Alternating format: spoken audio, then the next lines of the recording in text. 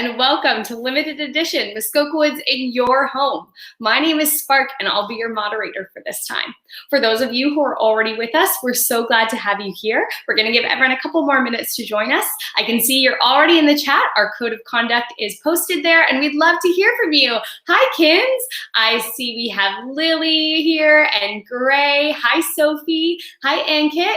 What's up? Well, I'm getting really excited for radio broadcasting with our good friend Nick Reis. Are you guys excited? I'd love to hear from you, where you're watching from, what you're looking forward to. Hi, Chloe from Ottawa. Hi, Waffles. Hi, Ellen. Oh, it's so good to see some of our returning guests. We've seen you a lot during this time. Hi, Andrew. Glad you're joining us. Is anyone new? Is this your first limited edition? We'd love to hear from you. Hi, Melina from Ottawa. Of course, if I ever pronounce your name wrong, please always tell me that as well, because I want to make sure I shout out the right person. Hi, Gray. You're new. That's awesome. I'm so glad you're joining us. And Michael from Burlington. Wow, we've got lots of friends joining us today for radio broadcasting with our good friend Nick Reis, who is actually a longtime guest and staff member of Muskoka Woods. We're so excited to get started. As I said, we're saying hello to people in the chat. That chat will be going all limited edition long. We'd love to hear from you throughout the show, so make sure you're tuning in. And if you're watching us on Facebook or YouTube after the fact, we'd still love to hear from you, so make sure you comment below. All right, I see a couple more people. Hi, Connor. I'm glad you're joining us. Hi, Kaylee from Mississauga. So glad you're here. Melina, that's okay if you haven't been to Muskoka Woods in a few years. We're so glad that you're joining us. As we said, this is a time for everyone to join together. Our limited editions are a little taste of Muskoka Woods in your home, and we're so excited to get started with radio broadcasting. So without further ado, let's get this limited edition actually started.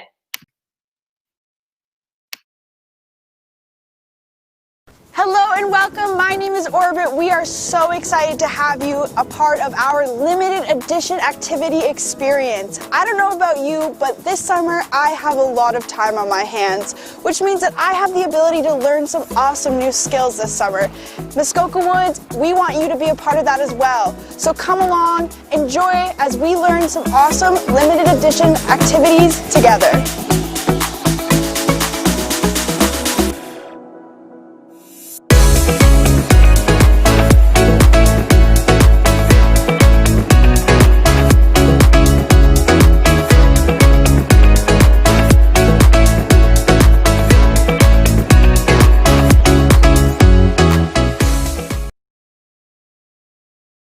Hello, everyone. Welcome back to our Arts and Athletics limited edition live stream. We are so excited to be here with you all.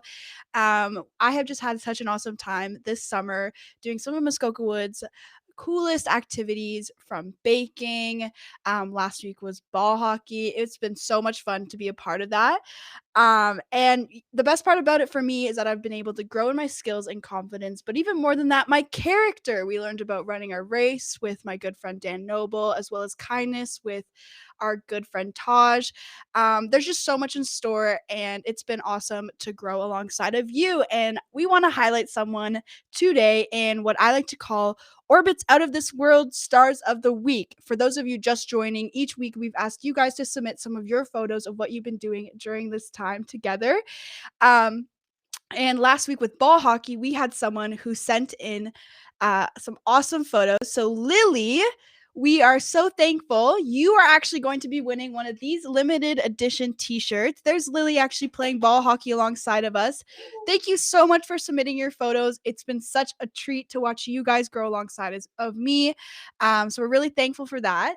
And you guys may notice that we're in a different setting than usual. Yeah, great shot, Lily. That's what Cindy said. I totally agree.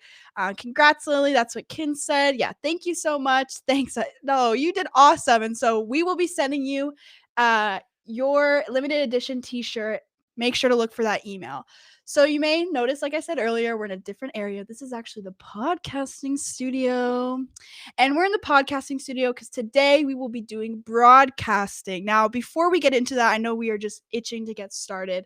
There are a couple things I want to go over. Just like all of our weeks, safety is our number one priority, and we want to make sure that you are equipped. So a couple things that you may need. If you're watching on a laptop, make sure to have another tab open. We will be using some links to a different video later on, as well as any sort of microphone. So if you are using a laptop, there should be something where you can record right from your laptop. If you have a phone, maybe it's your mom's phone or your sister's phone, you can open the voice memo app on the iPhone. If you don't have an iPhone, I'm not Android savvy, but I bet there is something on there that will allow you to record. And so yeah, without further ado, I am super excited to announce that we will be hanging out with a great expert named Nick Reis. Hey, Orbit. Hello, Nick. Thank you so much for joining me.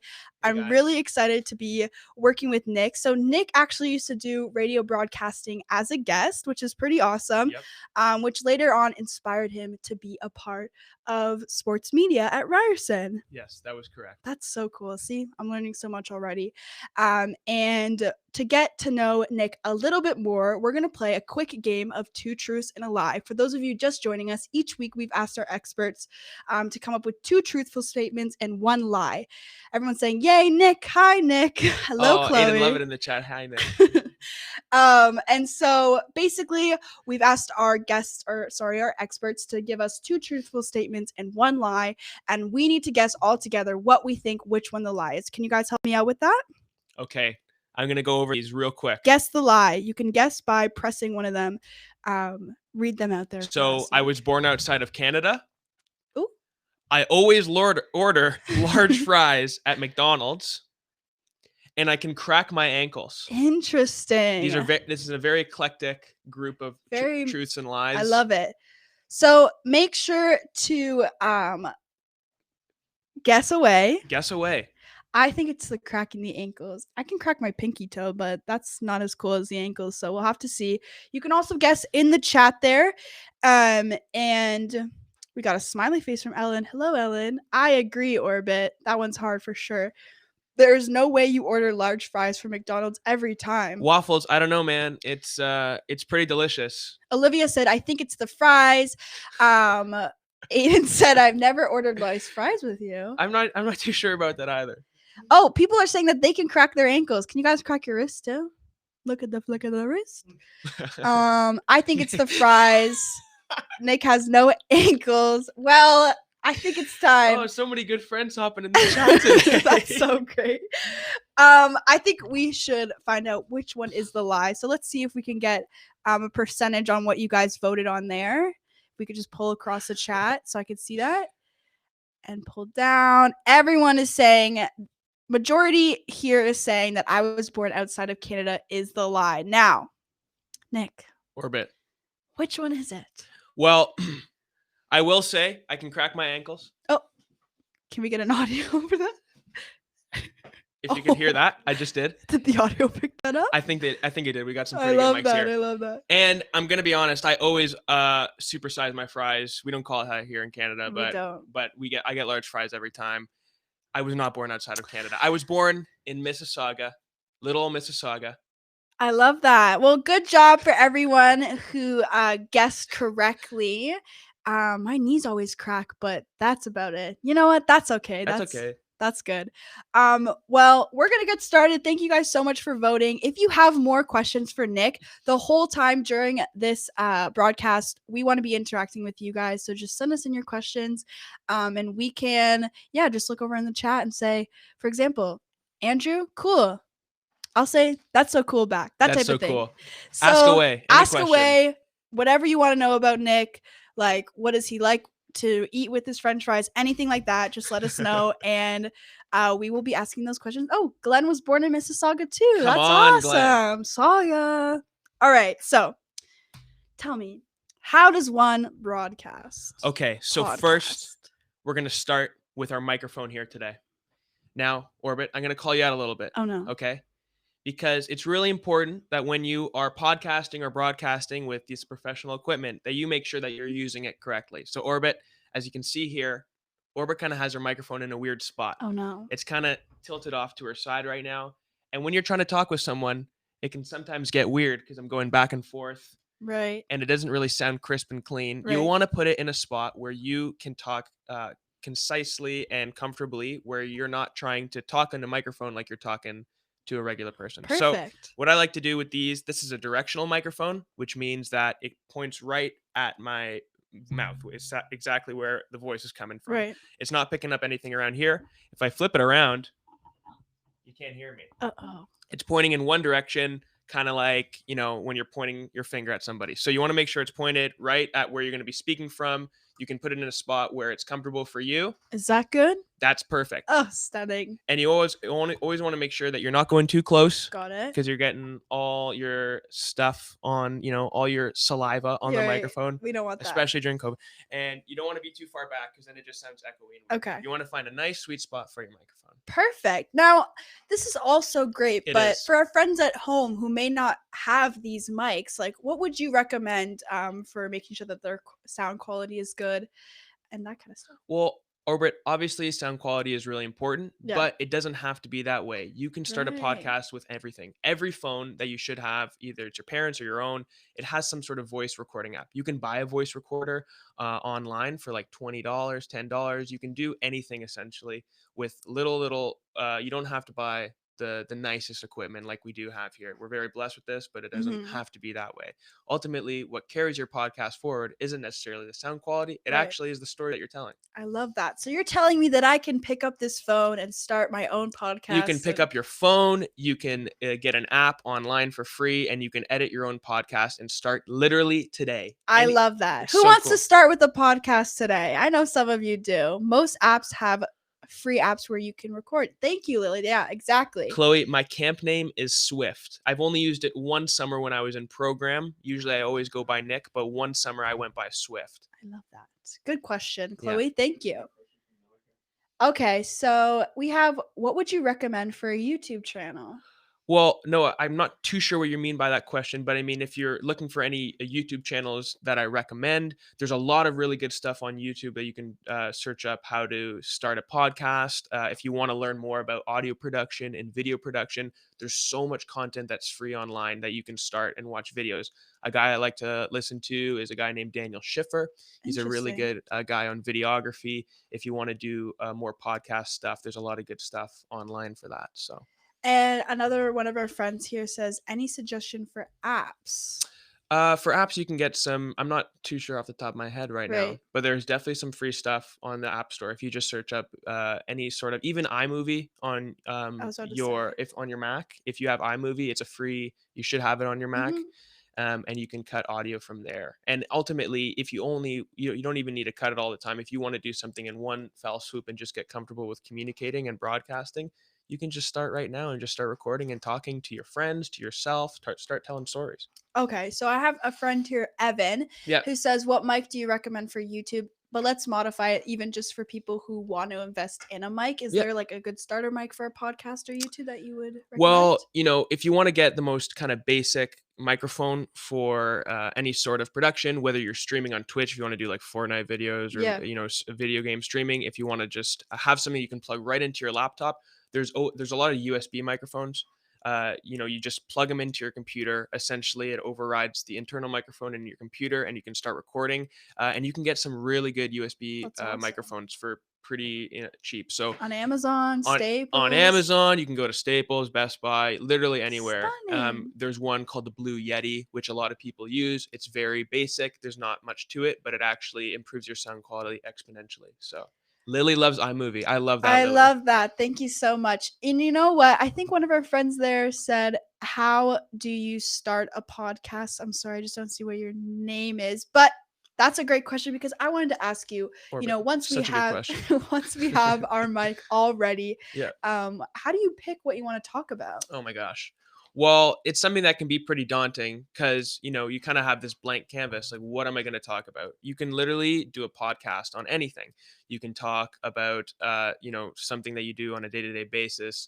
You can talk about a passion of yours, what I always suggest for people when you're starting a podcast, if you want to do it long term and carry it out long term, do something that you're passionate about. Right. Do something that you know that you can talk for a long time about, that you have expertise on, because ultimately every single person here has a story. Whether you agree with it or not, you have a story. You have some form of expertise. You look at your view of the world very uniquely, and you can share that with other people, and people can learn from your own experience, right?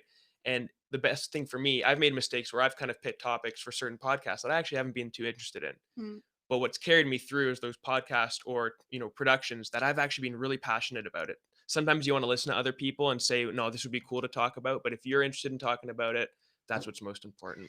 That is so awesome. And so I'm going to actually ask our chat right now. Yeah. What is something that you are super passionate about? So for me, I would actually say something that I'm super passionate about is camp. I feel like I have a lot to talk about, and I feel like I could definitely start a camp podcast. You can see here. Look at all those stickers. Orbit. I don't know if you guys can see that, but Alice also says camp. See? Love it. That's awesome. We got sports, love sports. Pokemon. Oh my goodness. Statistics. What? No, the environment. Snowboarding. Oh my goodness. I could listen to a podcast on snowboarding. These are awesome. So when you guys are deciding that you want to, Death Johnny bracelets. I love that. Right. We got camp, horseback riding, camp. Oh, I love that so much. So I think we should all start a camp podcast together. How does that sound? I think that would be a lot of fun, Orbit. That sounds good. Wink, for wink. Me. So we got another Pokemon there too. That's a gymnastics. What up? You guys, what a diverse group of people we have here. So this is really awesome to hear. I'm glad you guys have things that you are passionate about. And I would love to actually hear more about your passion. So if you wanted to submit for us, even just to let us know and submit something that says what you're passionate about, what you would start your podcast for, who knows, maybe if your submission is sent in, we could send you one of these limited edition t-shirts, but more on how you can win one of these later. Awesome. So we have the mics. Yep. We have the topic. Yep. Let's say our topic is raccoons. Okay, raccoons. I love raccoons. Domesticated, very close to being domesticated. I love that. Yeah. How do you go about talking about this topic? How do you research it? So it's so important because I think when people listen to podcasts, a lot of podcasts are interview podcasts, and it kind of looks like there's just two people sitting down and having a conversation, right? It seems easy. Mm-hmm. Everybody, everyone has a conversation every single day. But there's actually a lot more that goes into that process. It's not like I'm just sitting down with somebody and just having a chat. Right. There's research that goes behind that. There's things that you need to know about the person before, and there's a way that you're leading the conversation in a way that you can, pull the most out of your guest and ultimately tell the story that you are trying to tell. So first thing you can do, if the guest is someone maybe famous, you can go on Google. Google is your best friend, and you can go and search up little things. And the more you know about the guest, especially if you're interviewing someone that you actually don't have a relationship before you're interviewing with, the more you show interest and understanding of who they are and what they're about, the more actually they'll feel comfortable. I've been in some interviews where I didn't know enough about the person, and it was incredibly awkward because they could tell that I didn't know a lot about them, and I was trying to get one thing out of them. And it actually didn't feel very organic and natural. But the more you know, the more you understand, the more you can talk, the more they feel comfortable, the better the podcast is. I love that, Nick. So if we were talking to a raccoon. Okay. Well, that's different. No, that's awesome. That's really good to know. I think that's really important is, sometimes you just really want to hear one thing or you want to get one point across, but without having all the other points there, it can be really awkward. So those are really great. You can also talk to people, just random people. Right. If you want to get, if you're doing a podcast on a city or a place, you can talk just to people on the street if you feel comfortable. I wouldn't recommend that right now. Yeah. But in a normal world, at school, that's what I would be able to do is go out in Toronto and just ask people, what do you think about this situation? And see, how it applies. And you can get some really cool stuff from that. So. That's awesome. Yeah. And so if we were to do one about a raccoon, we could just go ask out people, what are your experiences with the raccoon? We can talk about, we can talk to people who live in Toronto who experience raccoons every day. You can't unfortunately talk to a raccoon. Yeah. I mean, that would be a lot of fun, but we're not there yet scientifically. That's actually a great question. Let's ask our chat. Friends, tell us a story. Do you like raccoons? Do you not like raccoons? If you have been camping or any sort of thing up in Muskoka, have you ever even encountered a raccoon? I personally do not like raccoons. I'm feeling more comfortable towards them. You are? Mm-hmm. That's really good. Yeah. You know what? I feel more comfortable. So, I have some friends here. I don't like them. Eric, me too. We're on the same team. Spark says, I love raccoons. One time we had one under my family home. The babies were really cute. They are very cute. Yes and no. I would say the same, Spark. Where I live in my house in Hamilton, we have some raccoons who hang around, and it's not scary when you're inside of a house, but when you're in the forest, I like raccoons, says Jada. What I was gonna say, when you're in the forest, it's no. I'm glad we're on the same page. It's really good. When you're in the forest, they can be kind of terrifying. I would say, I think they're very close to being domesticated. They're becoming very comfortable with human beings. And, I honestly think they're kind of cute. So, Well, that's also important, when you have a podcast, have differing opinions, exactly. To keep the conversation going. I saw a raccoon climbing a tree a couple weeks ago. A raccoon was sleeping in my tree once. Yeah, that's insane. Nugget says raccoon is my spirit animal. That makes sense because you're a nocturnal friend for helping us over here. And Orbit touched on something really important there, because if you're doing it on a topic and you know that you have a particular bias towards the topic, it's important that you do get other sides of the story to make, your conversation maybe a little bit more balanced so other people feel included. I love that. It is really important because a lot of the time you can isolate people when you're just talking about one topic and you're not acknowledging other people's experiences in that topic, right? Because with a podcast, you have a platform, right, and you're sharing your story and people look up to that, right? And if you don't handle that responsibility well, it can leave some people isolated. So always keep that in mind.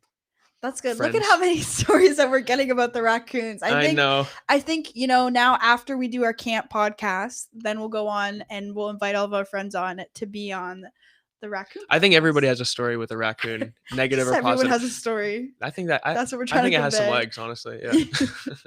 What would be the name of the raccoon podcast? Oh my gosh. Oh, this is on the spot. Something to do with trash pandas. I like that name. Trash pandas. The Trash Panda podcast. Yeah. I mean, there you go. Works. That rhymes. That works. Rocket Raccoon from Guardians of the Galaxy. Love it. Seriously. One of my counselors from Kingston was afraid of raccoons. I had to protect her at camp. Yeah.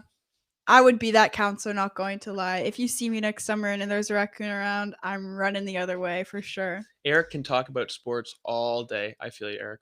That's awesome. So, great. We've set it up. We have the mics. We have the mics. We have the topic. We have the topic. We're so passionate about raccoons. Yeah. Now we've asked our friends about the raccoons. Mm-hmm. We know a bunch. We're geared up. We're ready to go. So, how do we deliver this type of content? Like, what are some great ways to practice being good at this type of thing? Well, communicating on a podcast doesn't come easy. As I've already done a couple of times, you can flub on your words. It sounds awkward. Sometimes in an interview, there can be awkward pauses. And a lot of it is just practice. You just got to practice. You just got to start doing it. It's not something that you can break down to a particular science. You really just got to start, learning how to become comfortable communicating and broadcasting and presenting. It comes with a lot of time. I'm still practicing every day. And even the best people in the industry, in media, are always working at refining what they do. So the best advice I could give everybody here is if you want to start podcasting or broadcasting or presenting, just start. You can just start at home. You can start talking to your iPhone by yourself and just learning how to pronounce things correctly. We talked about that earlier, talking to yourself. And exactly, talking to yourself. It's important that you learn enunciating well. Some people have more trouble with that than others. I know I had a lot of issues talking really fast. And it's always good to learn how to slow down your pace and let people digest what you're actually saying.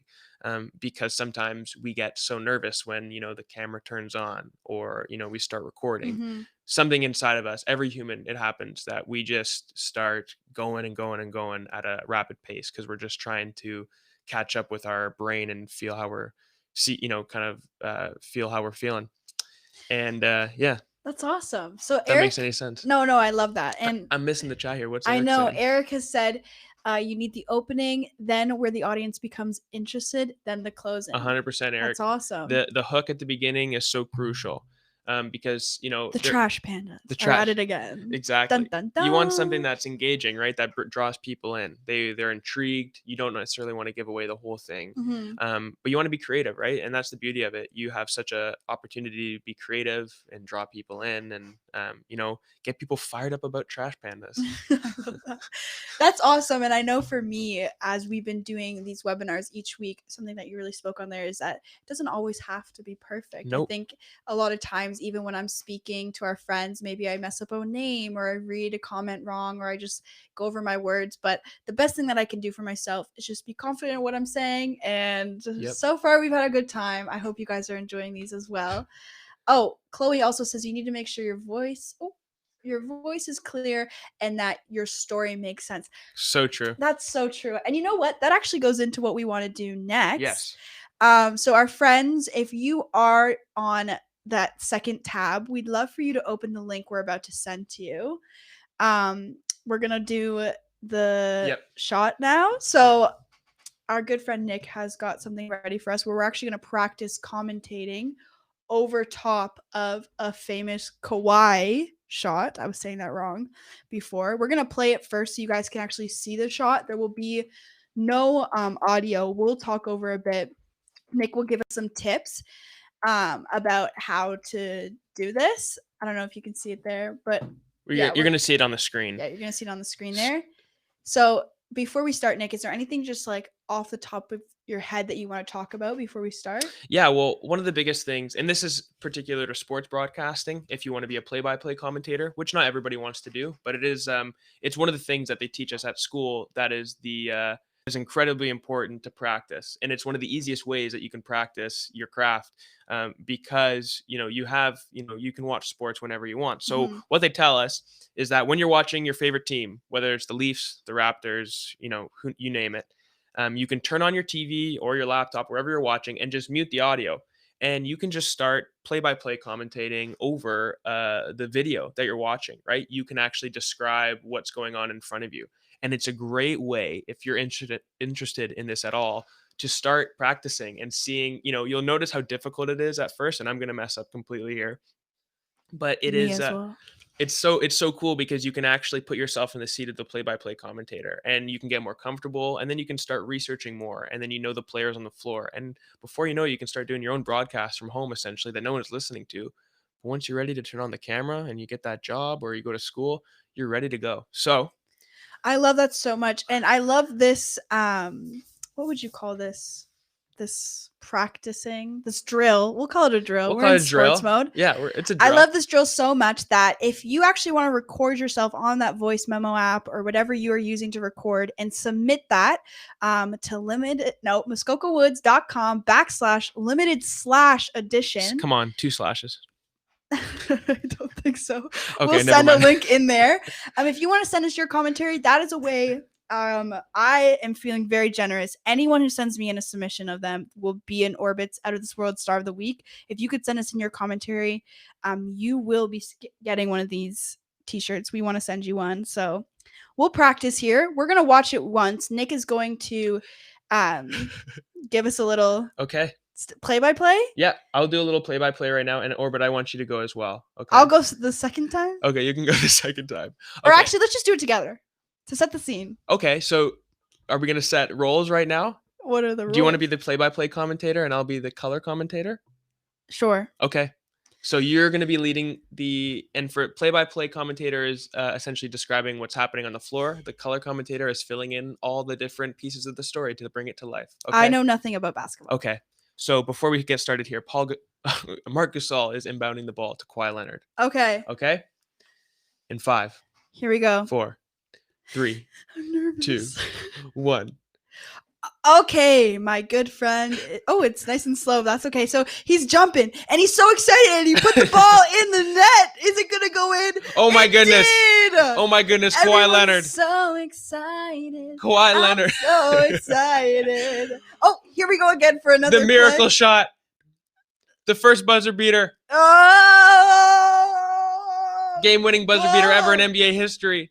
Okay, the Toronto Raptors fans are going nuts in Jurassic Park as you can see, we're not too polished right now. Orvin, I think we need some more practice. I just need to know what's going on. Yeah. Come on, give us a good one. Show us how you'd actually do it.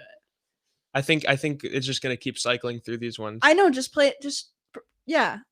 Kawhi Leonard with the shot. 1, 2, 3, 4, and it's in. Kawhi Leonard wins the game for the Toronto Raptors, sends home the Philadelphia 76ers in Game 7.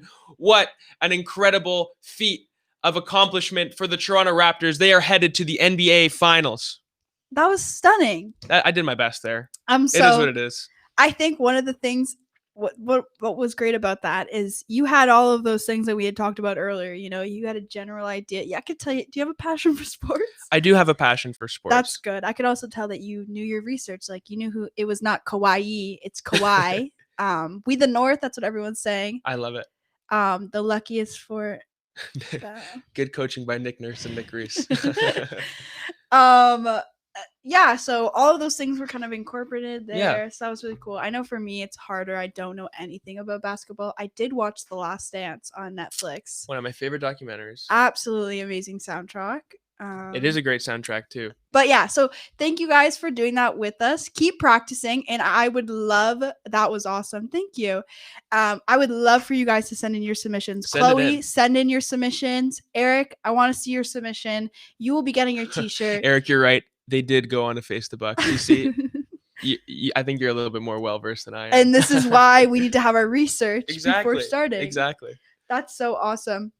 All right, so I'm going to ask our good friend Nick here a couple questions. If you could just start, what should we submit again? So if you could submit an audio recording or video, depending on what's easier, of you commentating over top of the Kawhi shot. So that link that we sent there, we will send you out an email later, or if you could just keep the link that we're sending in the chat and submit it to muskokawoods.com/limited-edition. We want to hear your cracks at this. Let's see what happens. Yeah, we want to see how well you can do it. Get creative. If you know multiple languages, we'd love to hear some bilingual friends out there. That would be fun. You can take that link and copy and paste it, keep it for later, or I think we will be sending it out. I think. Why don't we get Nick to do one more? Okay. As an example. So just you guys. Oh, I'm bilingual. No, that's awesome. Okay. Let's do it one more time. I'm going to get away from the microphone just because I know that I'm going to be louder. So if we could get that video pulled up again. Alrighty. Awesome. This is a fun little thing that you guys can all do at home, and it's all for fun and practice. I'll get quiet. Okay, let's hear. The Toronto Raptors, with the last chance at the ball, Kawhi Leonard takes the ball into the corner, takes a shot over Embiid. It's hanging in the air, and it goes in. The Toronto Raptors win Game 7 and headed on to face the Milwaukee Bucks in the Eastern Conference Finals for the first time in Raptors history. What an incredible shot. What an incredible season. This played out exactly how the Raptors wanted it to.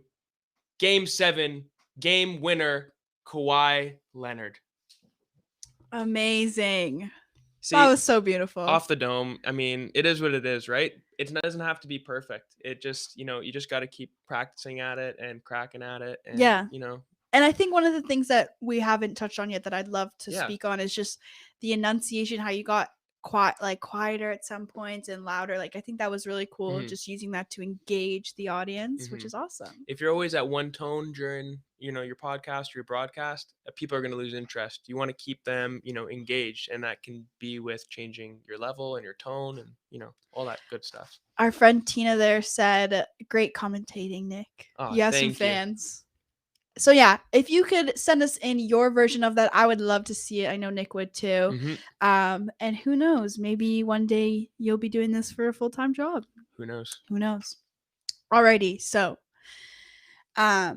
question for you. Yeah. What inspired you to get into this? What made you want to podcast and broadcast your life away? Well, it wasn't something that I always was interested in. Right. I never really thought that broadcast and media was a career that you could. I always saw people on news and TV, but I never really thought of that for me. And one day I was, didn't know what I wanted to do in university. I was kind of lost in grade 12. I was like, I have no idea what I want to do.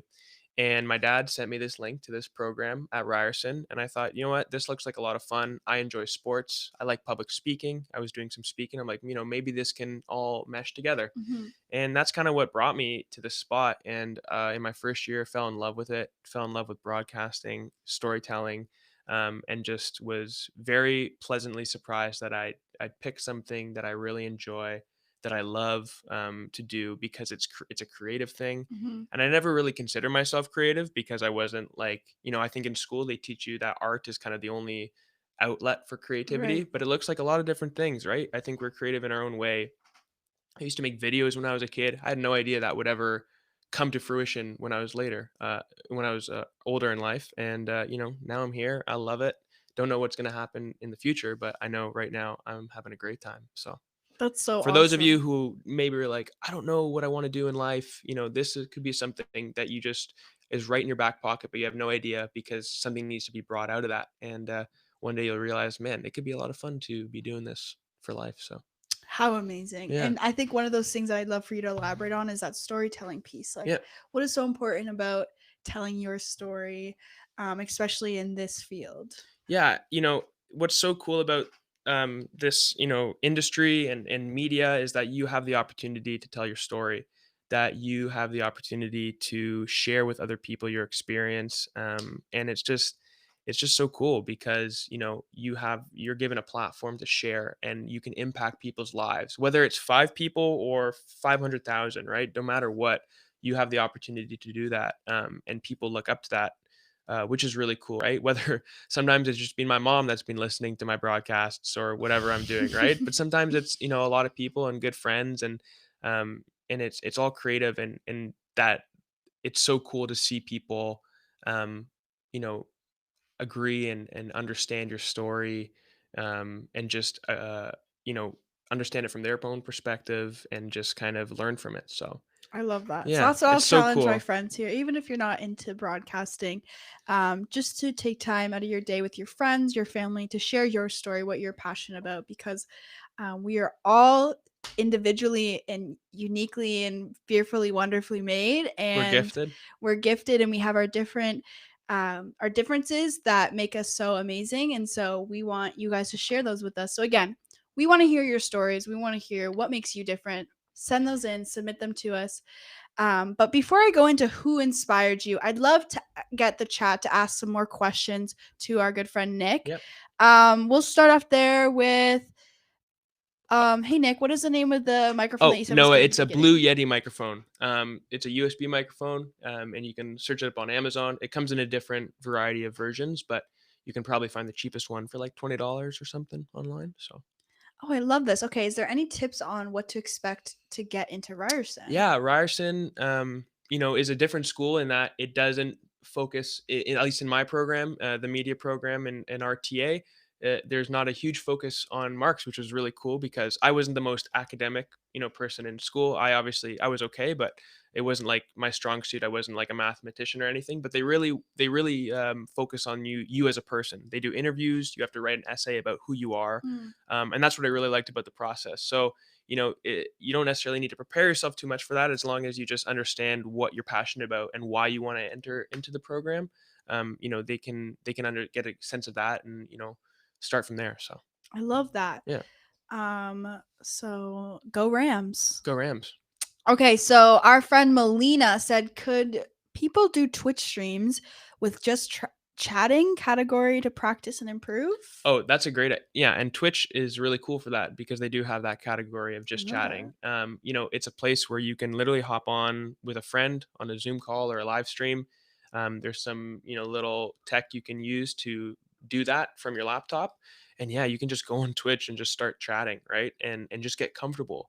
Again, whether it's 5 people listening or 500,000, right? It doesn't make a difference. You're just trying to improve your craft and whatever that looks like. So yeah, Twitch is a great way. You can go YouTube, you can go Facebook Live. You can literally go live on Facebook and put your phone down and start chatting, and people will, maybe some of your friends will go online and just start asking questions, and you learn the art of presenting and broadcasting and all that good I stuff. love that. So if you have any more questions, oh, Oh, favorite language. Someone asked earlier, what is your favorite language? Do you have a favorite language? Well, I happen to speak Spanish. It Oh. is a second language learned. Bueno, lo siento. Oh, muy bien. Uno Coca-Cola, por favor. Right. Sorry. And so that's definitely my favorite language just to speak, but also just to listen to for music. And it holds a special place in my heart because it's my second. That's language. awesome. Tell us. Well, what's yours? I do, arguably some people would say otherwise who are in the chat, but I do speak French. I am fluent in French. Nice. But I am Portuguese as well. And although I don't speak the language fluently, I understand it. And I also do love a little bit of Romanian. I learned that when I was there for 3 weeks and picked it up pretty well. So I love that. I mean, my favorite language. 3 weeks? Yeah, it was real weird. The French helped out a lot. Okay. And I just started speaking and trying. And that's a fun thing you can do when you're speaking languages. Just do it and just try and be okay with messing up, because I do that all the time. Even when I'm speaking English, I mess up. So it's my first language. Yeah, me too. That's all good. Nick, do you speak Russian? I do. I don't speak Russian, unfortunately. Oh, Melina, voy a clase de español durante las fin de semana. She goes to Spanish class at the end of the week. You Very good. French definitely does help. Yeah, it does, yeah. All right, Nick, what is your favorite camp store treat? My favorite camp store treat? Okay, this is a loaded question, right? Because it just depends. It depends on the day. It depends on the mood. Okay, so let me see. Morning, just woke up. Maybe it's like after first period. I'm probably going to get a coffee milkshake, right? Right. Want to fill my stomach before lunch. Now, if it's after 6 periods and I'm drenched, I'm exhausted, full day, probably getting a Kit Kat with a Sprite. Kit Kat Chunky with a Sprite, okay?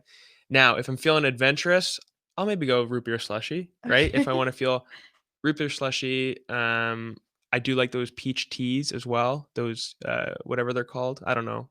You know what I'm talking about? Yes, I do. The iced teas. Yeah. That are really delicious. They're like adult iced teas. And yeah, that's pretty much it. That's awesome. What about you, Orbit? I have not had this yet, but the slurry has like a big... Is it not good? I have my personal perspective and opinion on it. I just haven't tried it. I'm not going to knock you, though. Like, I have had a slushie. Those were good. But I'd really like to try out the slurry. My stomach can't handle it. Right. The sweet, like the 2 different kinds of sweet, like it's just... the lactose intolerance. The lactose intolerance. Chloe Elliott asks, how long have you been at Muskoka Woods? I've been at Muskoka Woods for, if we're counting this summer, because I guess I am here, this would be my 9th summer. I was 4 double digits next year. Double digits. I don't know. Oh. It's a good. 4 years as a guest and 5 years on staff. So I love Muskoka Woods, guys. I know that whoever is in this chat probably loves it too. So I'm with you. I miss it this summer, but I'm glad we can do this. Me too. I'm so glad. Now, you guys can keep asking your questions. I'm just going to ask a quick question. Who inspired you to start doing this type of thing? Well, someone that I did look up to when I started looking at this program at Ryerson. Right. Someone that I've always looked up to when I was a kid and you watch sports was a guy on TV on TSN called James Duthie. Right. Real cool guy. So talented at what he gets to do. And he's so interesting. So I would probably say James is someone that I look up to because not only is he a broadcaster and he's exceptionally talented and does a lot of different sports. He does soccer, he does football, he does hockey, he does basketball. He also has his own podcast and it's incredibly hilarious and interesting. And he's just someone that I've had the chance to talk to before, and you got to talk to him as well. Yeah. I heard you're actually in for a big treat. What, my friend? Oh my goodness. So we're going to play a video that me and James Duthie had a couple weeks ago. We had a little bit of an interview, so we would love for you to hear from my now good friend James. Here we go. James Duthie.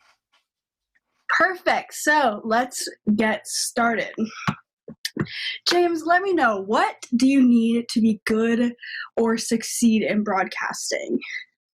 Well, Haley, clearly not good looks, because I've made it somehow. So you don't have to worry about that as much. If they can put my face on television. No, That's a great question. I suppose that's the most important question. But I think the answer would be not much different for most jobs. You need passion. I think that would be the number one thing. It needs to be something you really, really want to do. When I was young, I dreamt of being a professional athlete, which I'm sure a lot of the kids watching are the same way. And I guess I realized somewhere along the way near the end of high school, I probably wasn't good enough to do that. And I thought, what would be the next best thing to do? And I thought that would be a broadcaster. And so passion would be the number one thing. And I think that's the way in whatever profession you want. You really need to want to do it. I don't think you should chase a job for the money or for any other reason than it's something, because our jobs are such a big part of our lives, our careers are, that if it's something you really don't enjoy doing, I think you're headed for misery, no matter how much money you're making or anything else. So I think that's the number one thing. Now, that's probably not what you were thinking when you asked the question. The actual skills involved, I guess confidence is one. And that doesn't mean that anybody who doesn't have that now, I wasn't really that confident. I remember hearing my voice for the first time on radio and thinking I just sounded awful. So if you don't have that now, don't worry about it. But I think along the way, you need to be able to, whether it's on radio or television or whatever it may be, podcasts, to be able to talk and carry a conversation confidently. And that's important too. I mean, there are little things like voice, I suppose, matters to an extent, but I don't think it's that bad. And as I said, looks, maybe in America, sometimes they always want the models to be their news anchors or their sports anchors, male and female, but I don't think it's necessarily the way that is in Canada if you're good at what you do. The one thing I tell, journalism and broadcasting students is to become a good writer. And everybody thinks of writing with just writing. If you want to be a writer for a newspaper or write books. But writing for television and writing for radio is a real skill. And so, and I see a lot of kids come out of college, coming to TSN or whatever, and I think that's a fault that a lot of people have. They aren't great writers. Maybe they can edit amazing videos, but writing is a real skill that I think can really set you apart from people. I was a news reporter for many years before I became a sports reporter, and I think I became a pretty good writer. And I think that really helped me when I came to TSN. I love that. And so a bit of a lighter question. Are there any embarrassing moments that you can remember from being on TV? I mean, there's lots of them. When you're doing live television without a teleprompter, we don't have a teleprompter for I know most of the kids probably know what that is, but if you're watching a newscast at night or even SportsCenter, a lot of the time they're reading the words off of a teleprompter that goes right into the lens. We don't use that. And so I think it keeps you sharper, but it also opens the door to having a bad day and not remembering what you want to say and making a fool out of yourself. I don't know if I have a specific occasion, but I have said a lot of dumb things on the air, definitely, routinely, especially on a day like Nhl Trade Deadline, which is a 12-hour show. So we go on the air at 8 a.m. and I think we're off somewhere, I guess 8 p.m. or 6 p.m. or whatever it is. You get a little giddy by the middle of the afternoon, and I've said a lot. I'm trying to think of one particularly dumb thing I've said, but there's probably about 1,000 of them in there somewhere. You'll just get words wrong or names wrong, or just say a sentence that makes no sense whatsoever. But it happens. And I think when I was young in my career, it used to really beat me up. I'd be driving home from work going, "You're such an idiot! How could you say that?" But I think you need to learn that it bounces off you after a while. And hopefully if you do good work most of the time, the people are going to forgive the little. Yeah, that's what they remember. Yeah. That's awesome. And you talked a bit about the NHL Trade Deadline. What does the behind the scenes of that look like? Mayhem, craziness. That's a show probably that we have most people working on in our studio. On a normal night, if we're doing a hockey game, there'll only be a handful of people in the studio. And on Trade Deadline, for whatever reason, there seems to be about 100 people in there running around. And I think in my early years, it used to bother me because that's how you get intimidated, right? You're all these people and you go, "Oh my gosh, this must be really important." I guess I've learned to tune that out a little bit more, and it just sort of becomes background noise to you. But yeah, it's really crazy because it's such a long show and you never know what's going to happen. Anything could happen. Anybody could be traded anywhere. So you're kind of flying by the seat of your pants the whole day. But I actually really enjoy that. The fun of not knowing what's going to happen is pretty crazy. That's when, by the way, a lot of the mistakes and embarrassing things, like you said, end up happening, or people getting caught on the camera, eating a cheeseburger. That was one thing that happened to me. Trade deadline, I never get a chance to take a break.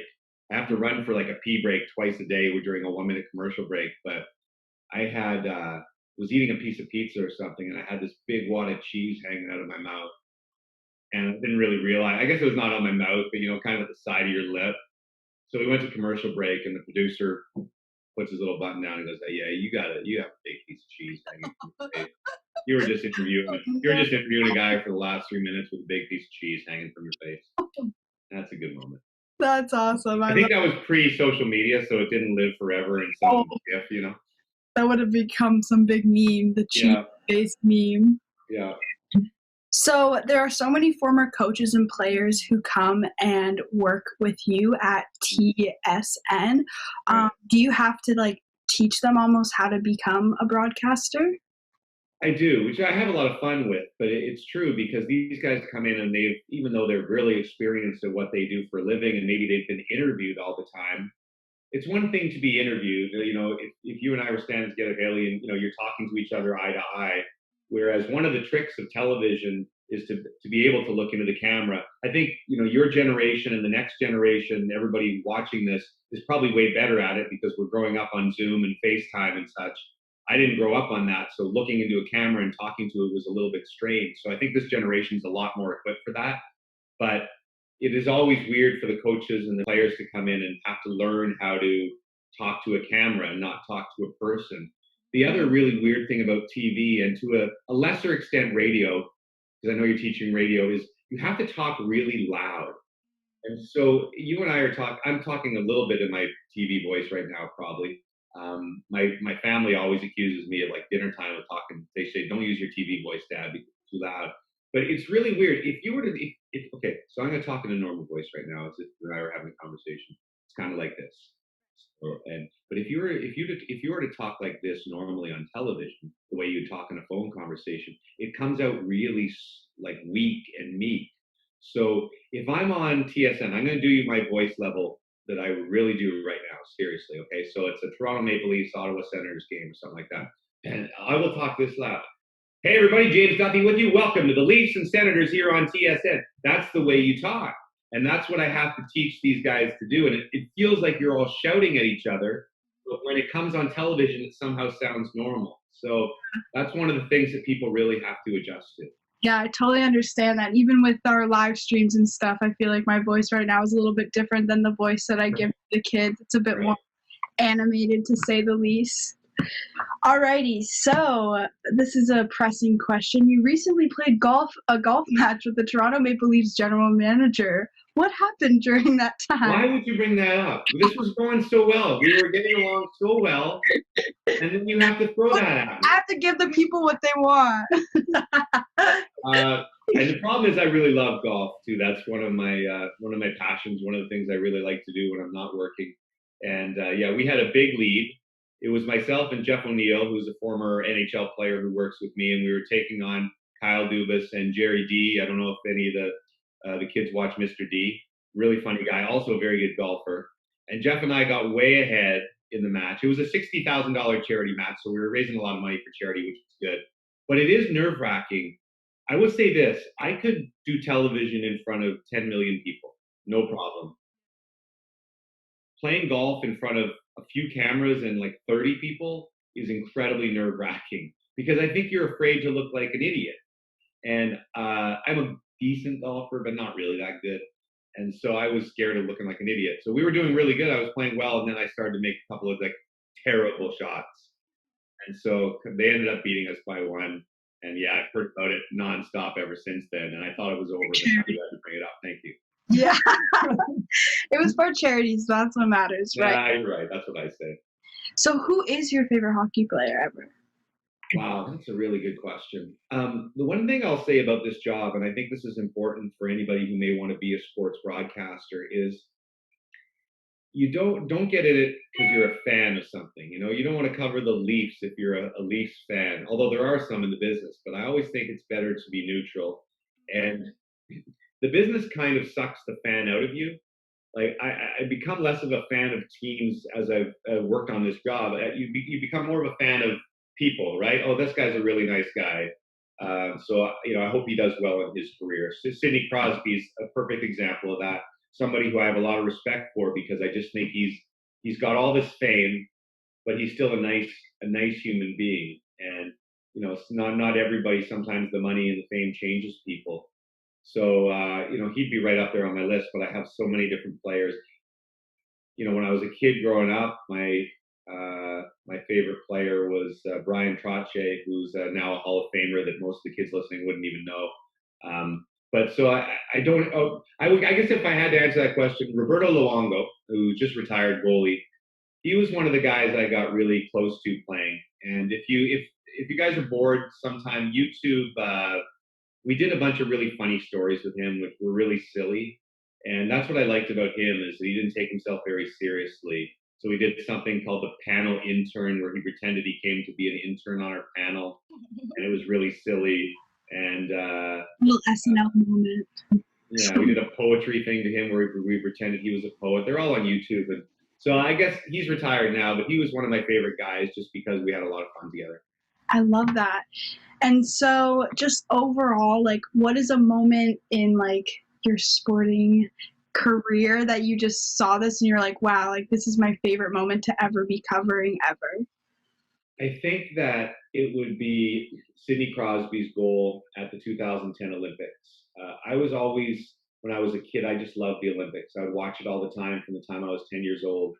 And to be able to host an Olympics in our own country in Vancouver was just unbelievable. And I would host during the day and then come down to the hockey games at night. On that day, I was down at the rink. Obviously, it was the last event, and we had a set that was really cool. It was kind of right in the Zamboni entrance, right behind the glass. So I was only probably about 30, 40 feet away from where Crosby scored. And it's funny because as a journalist, as a broadcaster, you're not supposed to react. That's one of the things they'll train you if any of you guys go to journalism school, broadcasting school, is, hey, you're not supposed to cheer. You're supposed to be an impartial journalist. And so I did that, but oh my gosh, that was so hard because as a Canadian, you're so excited. That was one of the most incredible moments ever. And everybody around me is going crazy and jumping on each other. And I'm just having to stand there, look serious. But I don't think that anything will ever top that in my career. That's the most watched event in the history of Canadian television. I think 25 million people were watching it. Nothing will ever come close to that for the rest of our history because I don't think there'll ever be anything like that moment. So just to be able to be there and be a small part of it was really neat. That's awesome. That's awesome. Well, thank you so much for no problem. Questions. Thank you so much for having me. Muskoka Woods is near and dear to my heart. All of my kids went there, and we made a ton of friends up there. I love coming up just for even the pickup and drop off every year because I love that camp so much. And so for all the kids going, I know it's been a bummer this year, so I feel for you, but I'm glad you guys are doing this and you get a little taste of Muskoka Woods life still, and you'll all be back next year hopefully because it's an awesome place. So thanks for having me. Thanks for hanging out. Was awesome. That's your favorite person there, James. James, what a guy. Well, that was awesome hearing from both Nick, our expert, and James Duthie. Thank you so much for being on today, Nick. I'm super excited to start my raccoon podcast. I'm so excited to listen. But more than that, I'm just happy that I was able to grow my confidence and also learn about sharing my story. So I can't wait to hear from you guys. Can't wait to see your submissions. Please keep sending those in. We want to send you a t-shirt. Before we go, I want to let you know that next week we are doing Baking with Bex, which is going to be awesome. So cool. Nick, thank you for joining us. Let's go check in with Bex, see what she's up to right now. Bye-bye, friends. Bye. Not for a moment.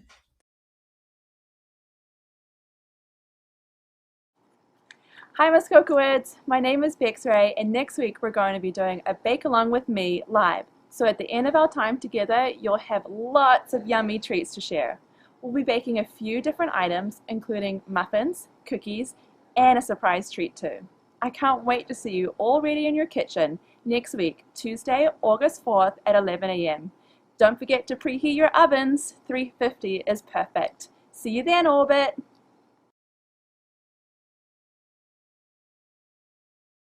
Thank you. Thank you so much for joining us for limited edition radio broadcasting with Nick Reis and our special guest, James Duthie. We're so glad that you guys had fun with us and we're in the chat. Make sure you do get all your ingredients ready for Baking with Bex next Tuesday.